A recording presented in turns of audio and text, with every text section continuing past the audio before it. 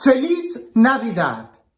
Y sí, todavía sigue siendo tiempo de Navidad. Así que, aunque ya las tiendas estén saturadas de cosas del 14 de febrero, qué sé yo, no, todavía es tiempo de Navidad. Recuerda que nosotros no estamos celebrando una fecha. No hay que reducir nuestra fe cristiana a la mercadotecnia o a eventos sociales, no. Nosotros no celebramos una fecha, estamos celebrando un acontecimiento que Dios se ha hecho hombre y eso es tan grande que no cabe en un día. Por eso todo este tiempo de Navidad que todavía estamos viviendo desde el 25 de diciembre hasta, pudiéramos decir, un día antes o las vísperas del bautismo del Señor, todo ese tiempo sigue siendo Navidad. Así que ¡feliz Navidad! Si no le has dicho a alguien ¡feliz Navidad!, todavía tienes la oportunidad porque seguimos viviendo en tiempo de Navidad. Y nuevamente, este tiempo, alguien pudiera decir, bueno, tampoco celebramos tiempos, estamos celebrando el acontecimiento. Pero para que el acontecimiento cobre fuerza e importancia, lo tenemos que situar en alguna fecha. Pero no es la fecha, no es el tiempo, es la experiencia. Y esta es la experiencia de Navidad. ¿Qué tanto estás viviendo tú esta experiencia de Navidad? ¿La vives solamente por los foquitos, los cantos, la radio, la música, los adornos en las tiendas?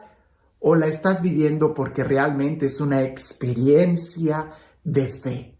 De que realmente Jesús ha llegado a tu corazón nuevamente como una nueva revelación.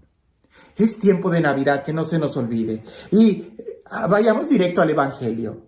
Porque cuando leía el Evangelio, ciertamente, no les voy a mentir, tuve que leer este Evangelio muchas veces porque ya me venían las mismas ideas y yo decía, no, esto ya lo dije, esto ya también ya lo dije. Y yo, Señor, algo nuevo, algo nuevo. Y ya cuando casi me daba por vencido y que cierro la Biblia, en ese momento empecé a sentir una nueva inspiración, una nueva idea, un nuevo mensaje. Y creo que es para mi vida. Indudablemente espero que también a ti te pueda ayudar. Escuchemos el Evangelio. Dice así. En aquel tiempo, después de la multiplicación de los panes, Jesús premió a sus discípulos a que subieran a la barca y se dirigieran a Betsaida, mientras él despedía a la gente.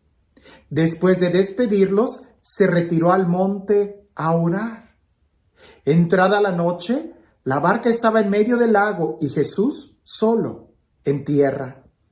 Viendo los trabajos con que avanzaban, pues el viento les era contrario, se dirigió a ellos caminando sobre el agua.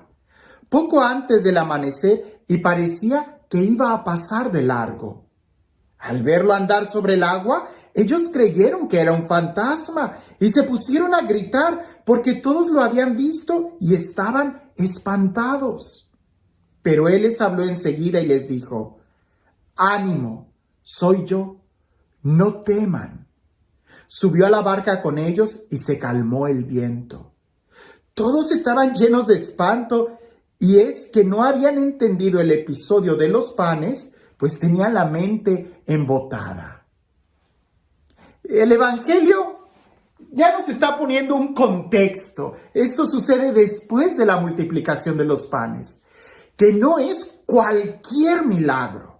Es decir, pienso yo que humanamente hablando, la multiplicación de los panes debió de haber sido algo extraordinario. Es decir, todos los milagros son extraordinarios. Pero particularmente este milagro de la multiplicación de los panes, un evangelista nos dice que incluso después querían coronarlo rey. Y Jesús se les escapó, no quería eso. Es decir, este milagro incluso pareciese que monetariamente es el que más redituaba. La multiplicación de los panes. Si Él puede multiplicar los panes, si Él puede crear cosas de la nada, entonces, ¿qué lo puede detener? Nada. Sabemos que un signo o un milagro muy fuerte fue, por ejemplo, la resurrección de Lázaro. Pero fue por eso digo humanamente, este milagro debió de haber movido mucho incluso el ego de algunas personas. Se sorprendieron de que todos fueron partícipes de algo sensible que pudieron tocar. No solamente que vieron que el milagro sucedió en alguien más, sino que ellos recibieron ese milagro, la multiplicación de los panes, de los peces, y hasta sobró, Aspectos importantes del Evangelio de hoy. La multiplicación es justamente antes de esto que estamos leyendo. Jesús obliga a sus discípulos a que se suban a la barca. Usualmente después pienso yo que de un evento de este tipo, cuando Jesús despide a la gente, pues es cuando recibe todos los elogios al final. Qué bien lo hiciste, maestro, el milagro estuvo muy bien. Gracias por el pan, el mejor pan que he comido. Señor, muchas gracias por sus palabras. Seguramente las despedidas han de haber sido de mucho elogio, de mucha vanagloria. Jesús no quiere que los discípulos se queden ahí. Los obliga a que se suban a la barca y que se le adelanten. Cosas totalmente diferentes. Veamos el contraste de estar en tierra firme y de subirse a la barca. De recibir los elogios y de estar en el silencio, en la barca, en medio del mar. De poder compartir entre todos y recibir algo de la gloria de que también ellos fueron los que ayudaron en estar repartiendo los canastos. Jesús los obligó a que se subieran a la barca.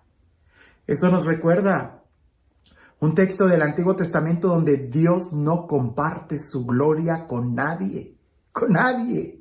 Eso para los servidores, los que estamos cerca del ministerio, cuando somos instrumentos de Dios, hay que recordar eso. Nunca hay que recibir un aplauso. Todo es para Jesús.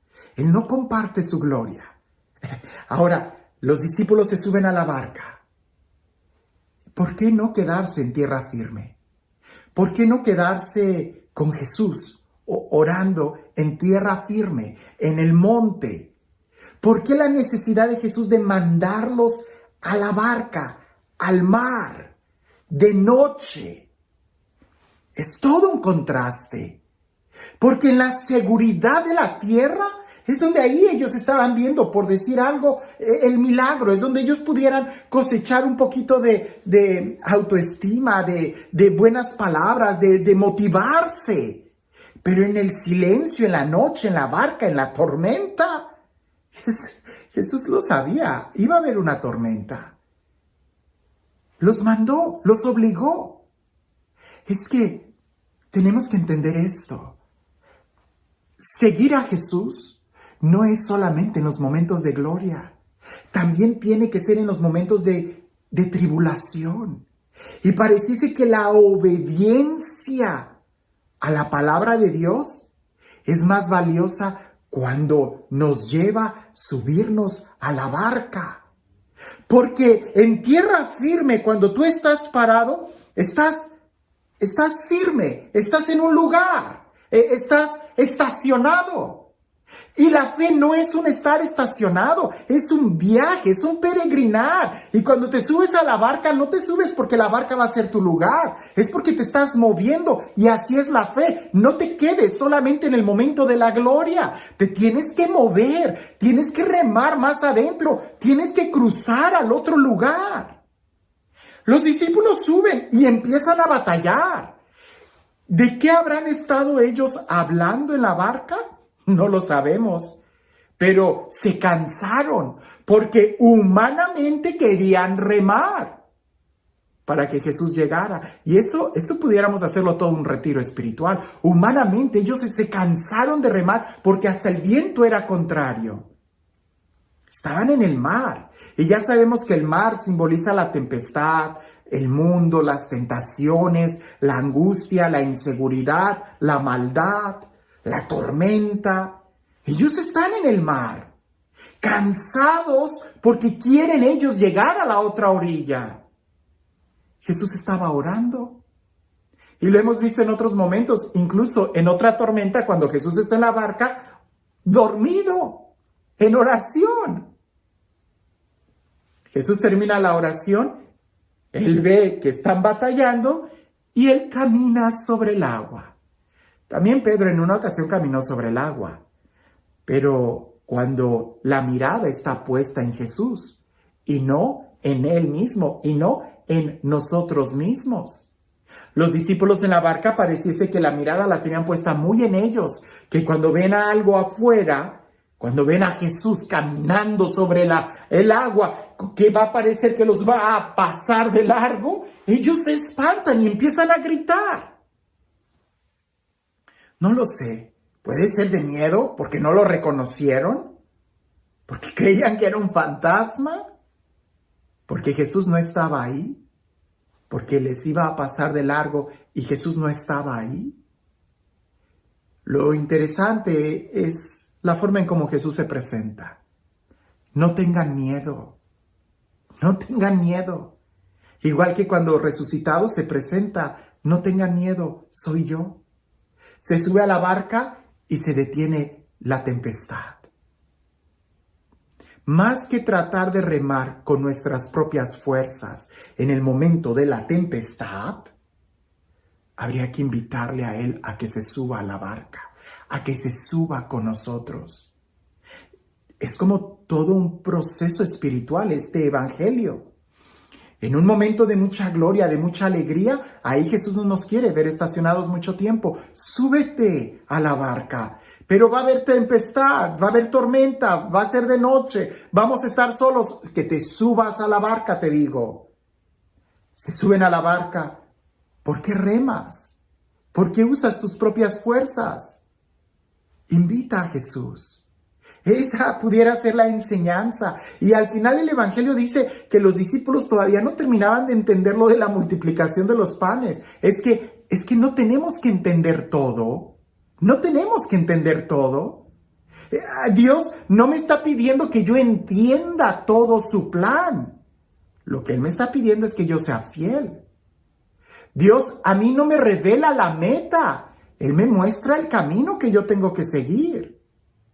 Yo no tengo que entender el porqué de la multiplicación de los panes y el por qué Jesús me mandó a la barca, por qué hay una tormenta y por qué Jesús viene caminando y por qué se calmó la tempestad. No hay mucho que entender. Quizás nunca lo vamos a entender. Solamente habría que abrir nuestro corazón y vivir y aceptar el momento en el que estamos viviendo y saber que el mismo Jesús que hizo la multiplicación de los panes, el mismo Jesús que hizo un milagro en nuestras vidas el día de ayer, que de una manera poderosa fuimos testigos, es el mismo Jesús que quiere subirse a la barca conmigo cuando yo tengo un problema, cuando yo tengo una tempestad. Él no me abandona. Él quiere subir conmigo. Y cuando yo humanamente no puedo llegar a donde Él está, tengo que tener la seguridad que Él sí puede llegar a donde yo estoy. Él sí puede caminar sobre el agua y llegar a donde yo estoy. Así que preguntas que pudiéramos hacernos es, ¿en dónde estoy ahorita? Me quedé estacionado en ese momento de gloria de la multiplicación de los panes y estoy yo también recibiendo los aplausos que solamente Jesús debe de recibir. O ya obedecí y me subí a la barca. Pero, ¿cuál es mi actitud en la barca? ¿Cuál es mi actitud en los problemas? ¿Cuál es mi actitud en la dificultad? ¿Orar y confiar en Dios? ¿O angustiarme por el miedo que tengo? Y el miedo incluso va a hacer que yo ni siquiera sea capaz de reconocer cuando Jesús viene a mí. No tengamos miedo. No tengamos miedo. Invitemos a Jesús a venir con nosotros, a que se suba y que en esta jornada de nuestra vida, que nuestra vida es todo un peregrinar, Él pueda también acompañarnos. Y juntos iremos remando de gloria en gloria. Porque si no entendíamos el milagro anterior, tranquilo, tampoco vas a entender el milagro que viene a tu vida. Lo seguro es que no hay que quedarnos en ninguna situación. Siempre hay que avanzar con Jesús. Y este Dios, el Dios del amor, el Dios de la vida, el Dios de la paz, el Dios que nos ama, que camina sobre la tempestad, que camina sobre las aguas, que camina sobre los problemas y que viene en nuestro auxilio, que sea Él quien el día de hoy te bendiga. En el nombre del Padre, del Hijo y del Espíritu Santo. La educación no debería de ser algo que nos ayudara a vivir. La educación más bien debería de ser vivida. Jesús no nos enseñaba cómo deberíamos de vivir nuestra vida espiritual. Jesús enseñaba a sus discípulos a vivirla. Y Jesús mismo metía a sus discípulos a la barca, a los problemas, o hacía que ellos fueran instrumentos de su bendición en el momento de repartir los panes. Cuentan por ahí que en una universidad invitaron a un escritor muy famoso, a C.K. Lewis, a que diera una clase sobre algunos estudiantes que querían ser escritores como él. Llegó pues este escritor a la sala de conferencia, sacó sus documentos para exponer la clase, levantó la mirada e hizo esta pregunta: ¿quién de todos ustedes quiere convertirse en un escritor? Todos los estudiantes levantaron la mano, sin excepción todos. Muy bien, él les dijo, pues muchas gracias. Guardó todos sus papeles y dijo, entonces lo que deben de hacer es ir a su casa y empezar a escribir. Guardó todo y se fue. La conferencia terminó. Esto es muy interesante porque este escritor, él pudiera dar una clase de motivación para escribir. Pero si tú ya tienes el deseo, ¿qué haces? Escribe. Pareciese que es lo mismo que Jesús hace con nosotros. Cuando se trata de motivarnos, Él nos va a dar una motivación. Pero si ya queremos vivir nuestra fe, no te quedes estacionado. Camina y no tengas miedo de pasar por bosques o por desiertos. Tú sigue caminando al lugar que Él te mostrará. No trates de entender, más bien vive, que viviendo es como se disfruta. Que tengas un excelente día.